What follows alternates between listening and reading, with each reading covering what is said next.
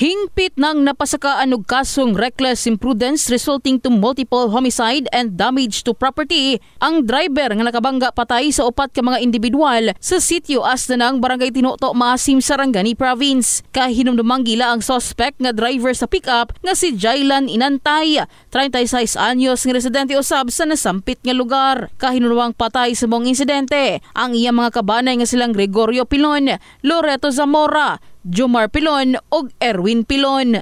Napay na nato itong kaso. Reckless imprudence resulting to multiple homicide. Sa karon wala gyud nagpail man sila mismong kaso.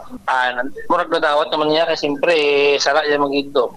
Kahibalo ang una nang giangkon sa suspect ang insidente, rason nga wala na nagpaareglo ang iyang mga kabanay nga hugtanong gihingusgan nga magpasaka sila og kaso. Migawas usab sa investigasyon nga nasa impluwensya sa ilimnon ang driver sa pickup ug paspas ang daga niini. Pasensyalan pasaluhon ko nila ba.